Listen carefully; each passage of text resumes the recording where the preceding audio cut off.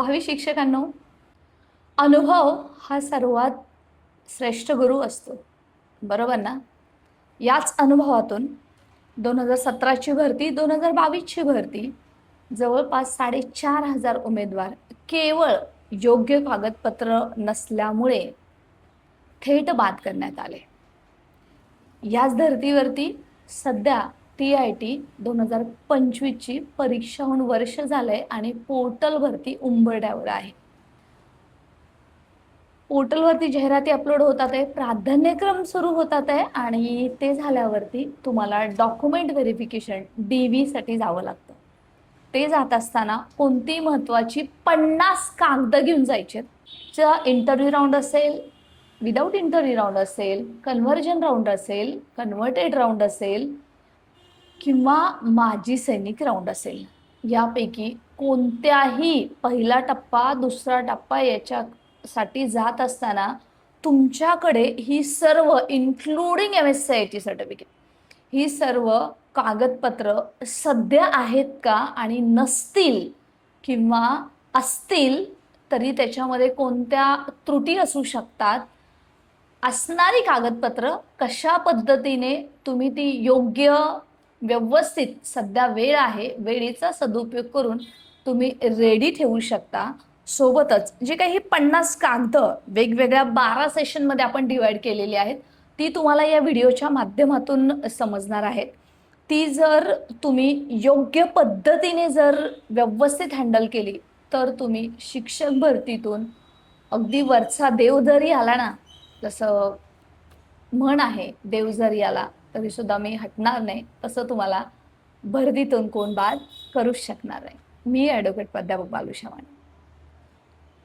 शिवनिटी foundation, त्याच्यासाठी शिक्षक भरतीचा लढा आणि सध्या डॉक्युमेंट व्हेरिफिकेशन ही खरंच उमेदवारांसाठी डोकेदुखी बनू नये म्हणून हा प्रामाणिकपणे अट्टहास.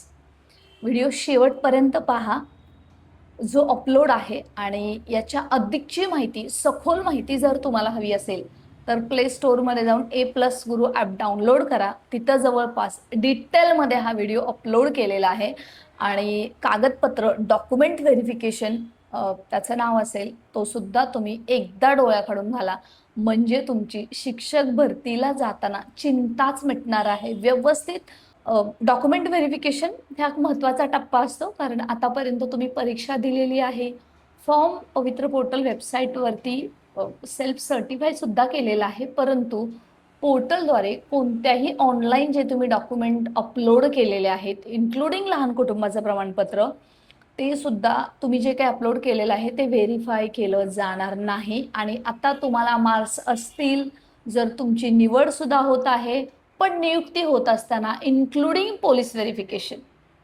हे सगळं तितकंच महत्त्वाचं मॅटर ठरणार आहे. आता याचे जे काही आपण 12 सेक्शन केलेले आहेत, याच्या अगोदर सुद्धा वेगवेगळे कागदपत्रावरती व्हिडिओ बनवले होतेच, परंतु आता गरज पडली की त्याच्यावरती डिटेलमध्ये बनवायचा, जेणेकरून कोणत्याही छोट्या मोठ्या चुका तुमच्याकडून होऊ नये आणि तोंडाशी आलेला घास कोणी हिसकावून घेऊ नये. मित्रमैत्रिणींनो, पवित्र पोर्टल शिक्षक भरती अंतर्गत तुमच्या माहितीसाठी अगदी सर्वांसाठी 14 मे 2025 पूर्वीची शैक्षणिक अर्हता असेल, व्यावसायिक अर्हता असेल किंवा बाकीचे जे काही हे मी 12 सेक्शन सांगणार आहे त्याच्याबद्दलची जी अर्हता असेल ती असायला हवी, परंतु त्याच्यामध्ये सुद्धा एक्सेप्शन कोणाकोणाला आहे ते सुद्धा पाहणं तितकंच गरजेचं आहे. नक्की तुम्ही पाहून घ्या. आता याच्यामध्ये जे काही आपण 12 वेगवेगळ्या सेक्शनमध्ये जे काही बायफर्गेशन केलेलं आहे, त्याच्यानुसार तुमच्या लक्षात येईल की याच्यामध्ये एज हा भरपूर मोठा फॅक्टर ठरतो. भले तो डॉक्युमेंट व्हेरिफिकेशनमध्ये तुम्हाला वयाचा पुरावा जरी द्यावा लागत नसेल, फक्त LCTC मायग्रेशन यापैकी कोणतंही द्यावं लागतं, तरी सुद्धा तो एज हा क्रायटेरिया फक्त मॅटर करतो 1ली ते 8वीच्या वर्गासाठी, ते सुद्धा ZP, मनपा, नपा, त्याच्यामध्ये सुद्धा BMC मुंबई स्पेशली त्यांचे रूल पूर्णतः एजच्या संदर्भात वेगळे आहेत. स्टे कनेक्टेड, त्याच्यावरती आपण डिटेलमध्ये व्हिडिओ बनवूया. जर तुम्हाला हवा असेल ना तर कमेंट सेक्शनमध्ये नक्की लिहा, आणि एवढा व्हिडिओ पूर्ण झाल्यावरती तुम्हाला अजून एक डिटेलमध्ये व्हिडिओ हवा असेल ना, वैयक्तिक कोणकोणती कागदपत्र असायला हवी, त्याचसोबतच शिक्षक भरती त्याच्यासाठी कोणकोणती रिलेटेड आहे, दुसरा सेक्शन, तिसरा सेक्शन आहे की शैक्षणिक कोणकोणती असायला हवी.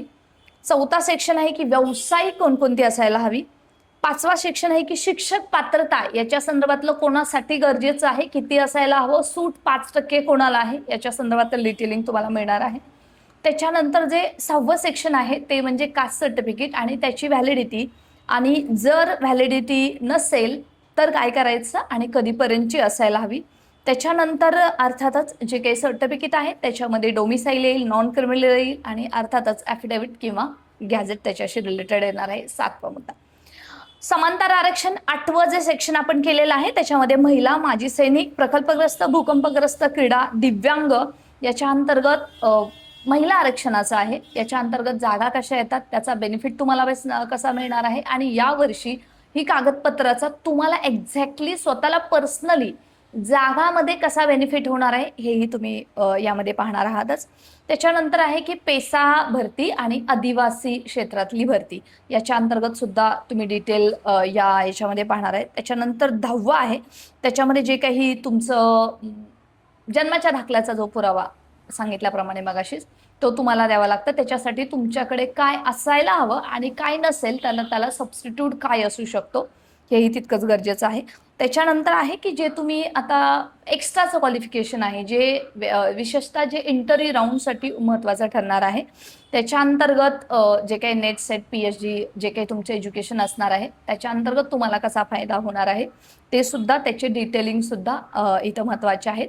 आणि त्याच्यानंतरनं जे काही उमेदवार आहेत त्यांच्याकडे ही कागदपत्र असोत किंवा नसोत किंवा जे काही आत्ताच तुम्हाला शिक्षक भरती अंतर्गत जे नुकतंच सांगितलं त्याच्या अंतर्गत MSc IT certificate whether necessary or not necessary.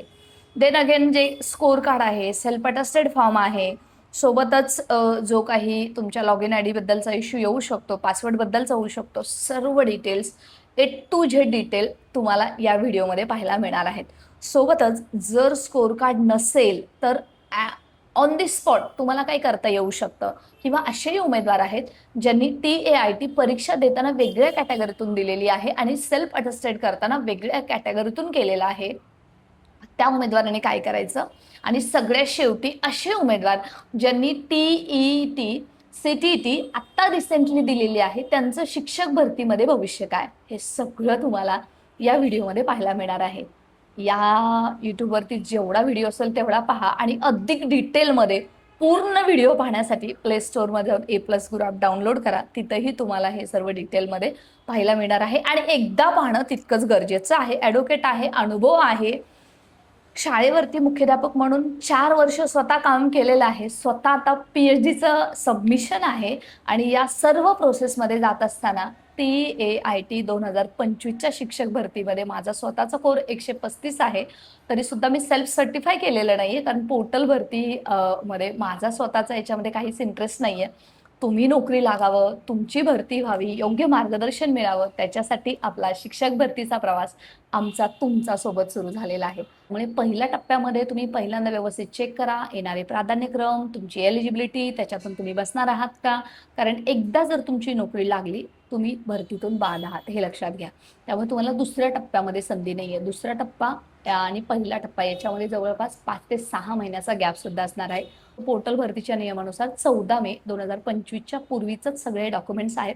त्यामुळे त्यावेळेसची परिस्थिती काय असेल, बरेच उमेदवार कोर्टात जातील त्यांचं काय असेल हे सांगता येणार नाही, परंतु सध्या मात्र जे आहे तेच आहे आणि असंच